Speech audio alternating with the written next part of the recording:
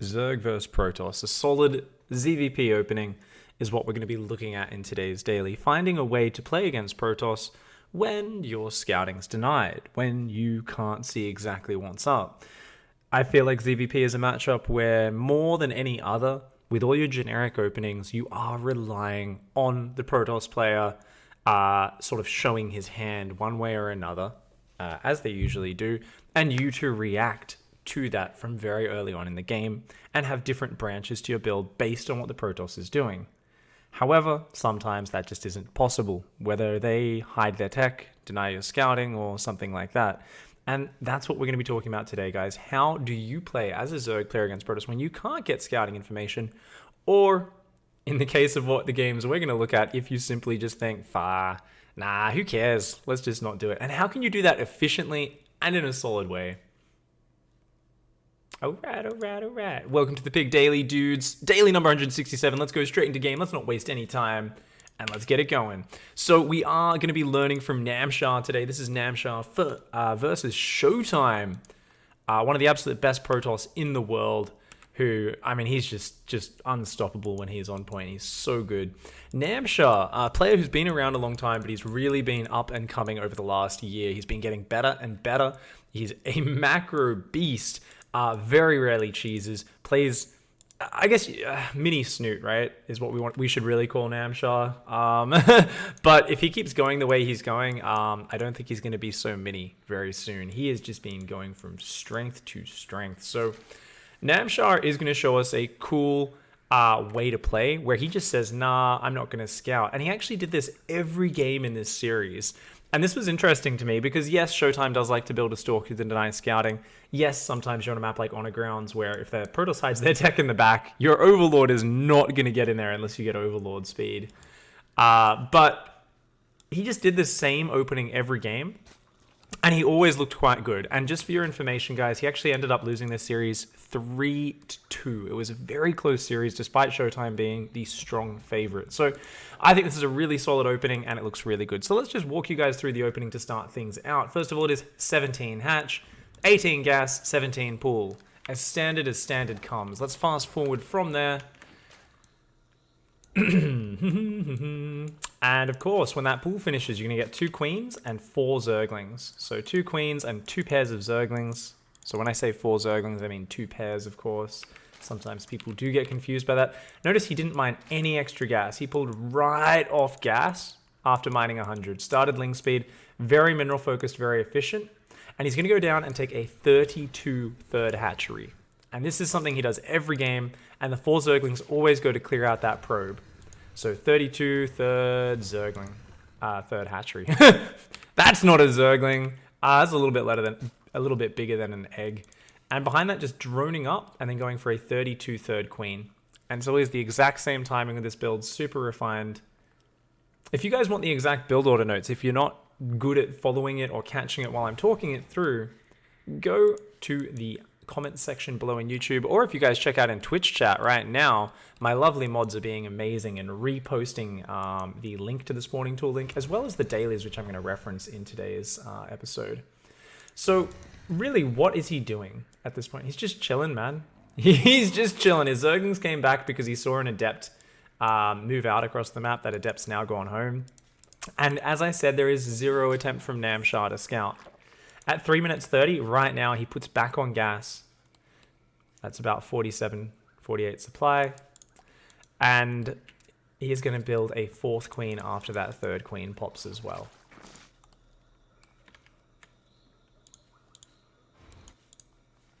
Now, there are spore crawlers starting up. So this is where things get interesting. At this point, about 3 minutes 45 in your standard fast third ZvP opening, this is a very typical opening, guys. You will, from here, know what the Protoss is doing 90% of the time, and you will normally be branching off in a specific direction. You'll be saying, he's gone Oracle, I'm going to build some spores, and I'm going to delay my Roach and Baneling Nest because that's not important. Or he's gone for an Archon drop. I've seen the Templar Archive, the Twilight Council? The Twilight Council. I know what things are called. And the robotics. Okay, I'm going to get spores at the right time. I'm going to get roaches. I'm going to get a lair. There's all these set responses, right? And if you guys want more details on those, I still think that's like the ideal way to play ZvP most of the time, and it really helps your understanding as a player developing, as someone not playing at the pro level. And it is the way most people play at the pro level. You guys want to go check out a few of my other dailies. There's 2 dailies. They're linked in chat. They're linked down in the comment section below. Go check them out.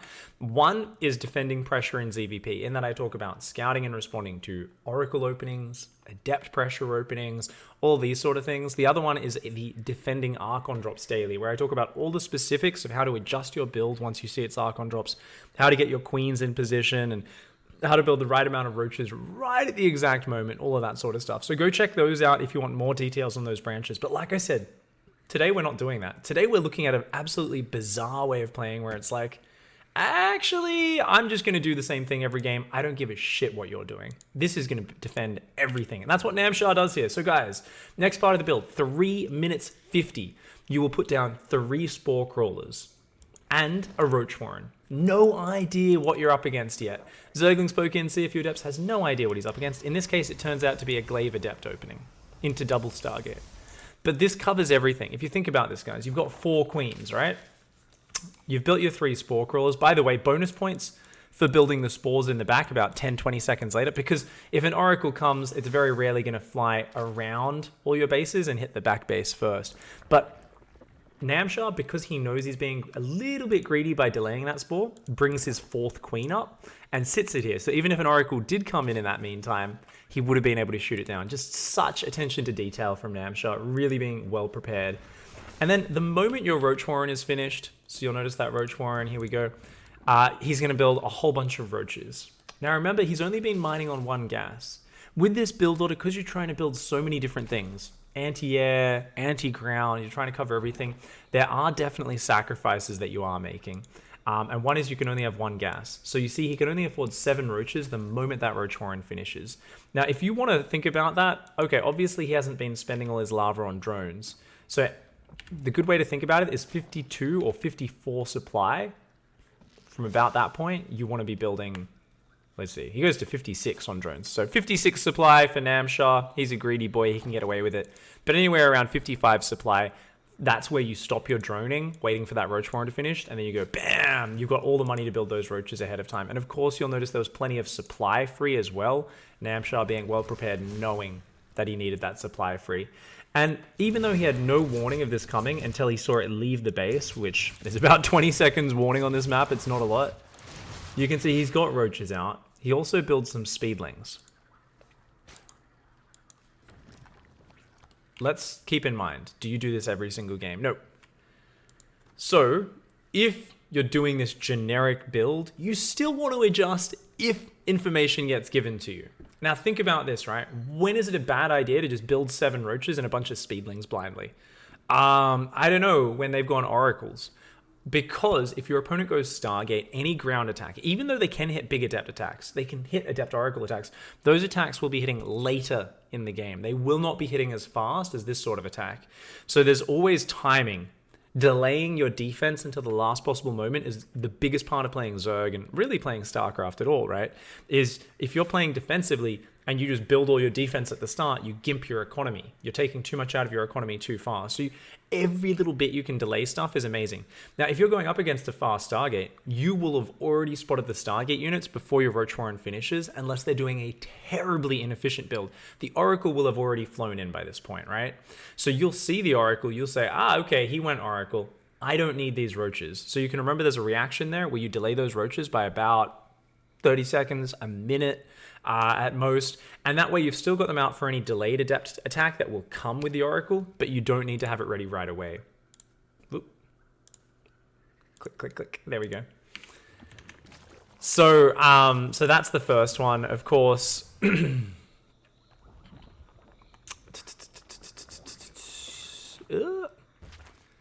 Yeah. So add some speedlings if it's a fast adept pressure, or anything like this, any one of these ground-based styles. You don't really want to add the speedlings either against an Archon drop. These speedlings don't really do anything against an Archon drop unless you want to do a little bit of counter pressure. But against an adept opening, the speedlings are good for helping to wrap around it, get on top of them as they finish their shade, that sort of thing. Also, you can add extra queens if it's an Archon pressure. But all of that info is in the Defending Archon drop daily. There's lots of info all about that stuff. Cool. So that's getting towards the end of the build, guys. I'm checking my notes and I'm like, yeah, did I talk about anything? Obviously, yeah, that's about it. The last thing, of course, is when do you get extra gases? You can't stay on one gas forever. 5 minutes, right here. You can go for a second and third gas right on 5 minutes. Now, sometimes Namshar will take one gas a bit earlier, about 4:30, 4:40. If you prefer to do that, that's good. Personally, I think double gas on 5 minutes should be good enough for you most of the time. So just dropping that down will be great. And the thing is, you know, having the excess minerals really just allows you to saturate all three of these mineral lines super hard. Even if you go to oversaturation a little bit, you know, over 16, 17, 18 workers, that is completely fine. And it works out beautifully. Of course, guys, the last thing we need to talk about is, what are you sacrificing? Keep in mind, what am I talking about today? We're talking about a build where you're trying to defend everything. This, in theory, is usually the worst way to play StarCraft. If you're playing defensively, not attempting to scout, just trying to cover everything, this sounds like a bad way to play. Why? Because if you defend everything, then you are simply investing too much in defense. If you're trying to stop every possible aggressive opportunity, you're just not able to have a strong enough economy. You're just going to end up in a kind of sloppy position overall. So what you need to really be focusing on normally is trying to figure out what's happening and tailoring your response to that. However, you can kind of cover every option when your scouting is denied, or in this case where you don't even try to scout, but you need to make sure you make some sacrifices. You can't continue your normal tech, your normal build the way you would like to, while also defending everything. So what is it that Namshar gives up? What does he give up in this game? And Showtime here with some bloody sick adept harass, by the way. But does lose a lot of Phoenix in the meantime. Yeah, so really, what does that mean? What are you giving up? You're giving up lair. Lair is the biggest thing.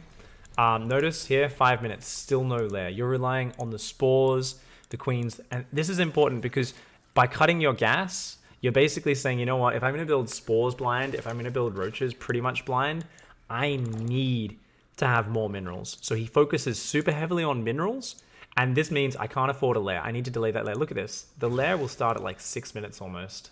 When's it going to start? There we go. 5 minutes 40 is when that lair starts. This is a very late lair, but this ensures that Namshar basically is just focusing on two things. Number one, drone the shit out of 3 mineral lines, get a sick economy. Number two, defend every pressure that's coming my way. If he can do those two, then he achieves his goals and becomes an absolute baller of a StarCraft player. So we're just going to put that on Namshar's cam for a minute. And let's talk a little bit about applying this build. Especially, do go look at the build order notes. Like I said, guys, it's linked there in chat. Probe has been badass enough to be sharing that for you guys. Remember to scale it back. Now, what I've done is I like to use the game timer, right? Because at high level, pro level, everyone's hitting the exact same timings all the time. Everyone's doing crisp builds. But if you're playing even in Diamond League, people are going to be quite a bit slower than that. If you're playing in Silver League, people are going to be infinitely slower than that. So it's something where you need to always scale back the timings based on your own skill level. So I've added in supply counts, and that might make things a little bit easier. So rather than saying, let's build a Roach Warren at 4 minutes, if you look in the build order notes, you're going to see that I've actually written, okay, at 50 supply, drop those spore crawlers in the Roach Warren. So what this ensures is it ensures that you've actually built enough drones to hit that supply count, so you're not kind of rushing into things before you have enough economy to support them. And this, of course, is very important because it all comes back to that one thing I was talking about earlier, which is don't gimp your economy by getting your defense too early. Try to delay your defense. And generally, you still ideally would be trying to tailor your defense specifically to what you see from your opponent. But I think this is a really useful tool to have, you know what? I can do a super solid build even if my scouting's denied. Maybe in the meta, Protoss players always start having stalkers on the edge of their base. Every single game, there's a stalker patrolling, just making sure your overlords can't get in. I'm pretty sure there is one in this game, yeah. And you're just kind of like, oh man, I just can never see what's happening. Maybe the new map pool, every map ends up like on a grounds where it's really hard to get an overlord in. You just start shitting your pants and you're like, I need to play blind. God damn it, how do I do this? And this build, really, I love it because it's just an intelligent way of cutting out the lair, the extra gas, and saying, yeah, okay, I delay my lair, I delay my upgrades a bit, but guess what? I can defend everything and I can get a sick economy, and that's the most important goal in the early part of StarCraft 2. So yeah, very happy with this opening. I think this should help out quite a few of you. Didn't want to do too long a daily today, and I think that about covers all of the points that I wanted to say. Yeah, checking my notes. I think that's about it, guys. Awesome. So check out the notes there, and that should be absolutely amazing. Thank you very much for joining me today. Yeah, quicker show, lots of fun. People are asking in chat, but how do you transition from here, or how did he transition? Namshar played a mixture of Lurker games. He played heavy Roach games, Roach Ravager, like, yeah, with Hydra and Bane. Generally, off this opening, it is a little bit harder to rush to things like Baneling speed and Hydra speed.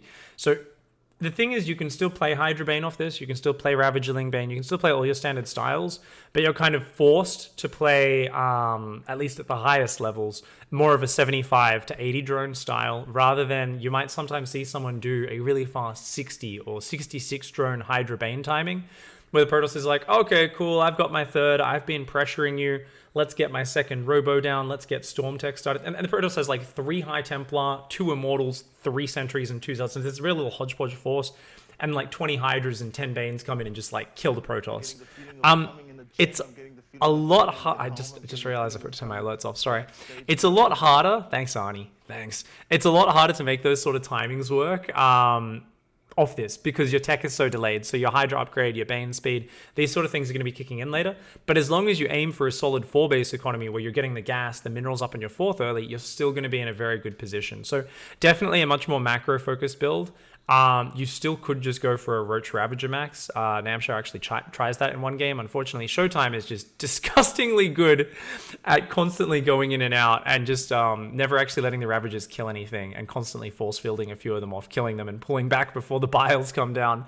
But Namshar did definitely take him down with a mixture of Lurker counterattacks, big Roach Hydra drops in one base while hitting another base, and just kind of good kind of movement-based late game. He also did a really cool big muta switch in the late game of the game, right when Showtime was going Tempests.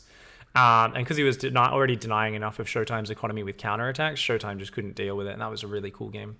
Anyway, that's all for now, guys. Want to keep it reasonably tight for YouTube. Thank you for watching. Don't forget to hug a watermelon, kick a Aurorus, and of course, punch a garden gnome in the gonads. I'll see you guys next time. Goodbye and good night.